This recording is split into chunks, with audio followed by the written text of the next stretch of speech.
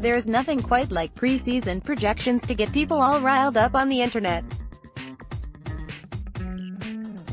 We all know that these things mean nothing, but when it's the only slice of baseball we have in a very cold period of the year, we have to latch on to something. This goes doubly true for when said projections come from casinos, because for some reason we believe they know what they are doing. To be fair, they are very good at what they do. They wouldn't survive in that business if they weren't, but they don't actually have special knowledge.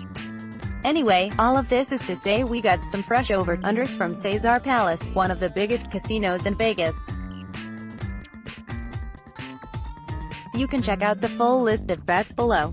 Again, I want to reiterate that these don't matter. Especially not in the beginning of January when many of the biggest names in free agency are still on teams. That's also what makes this fun, though. Anyway, the Red Sox had their over-under set at 95.5, which is pretty high. They have to win 96 games to get the over here. You know how numbers work, a mark which was met by just 5 teams in baseball last year.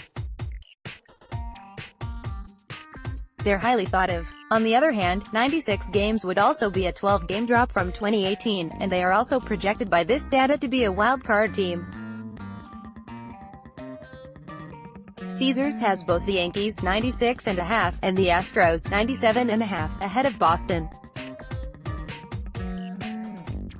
There is logic behind this. Of course, casinos don't really profit from making illogical decisions. Both of these teams are immensely talented with a young core that are coming off a pair of 100-win seasons. The Astros lost some of their rotation, but they still have Justin Verlander and Jarrett Cole, not to mention a loaded lineup. The Yankees, meanwhile, still have Aaron Judge and the rest of that fearsome lineup, brought in James Paxton and are still favorites to sign Manny Machado. It shouldn't surprise anyone if they do indeed finish ahead of the Red Sox in the standings this year. That being said, I'd still make the Red Sox favorites. My obvious bias probably shouldn't be ignored here. Some of these other over-unders are interesting, too. Braves and Phillies seem too low to me, as do the Reds. On the other hand, the Dodgers and Twins seem a bit too high.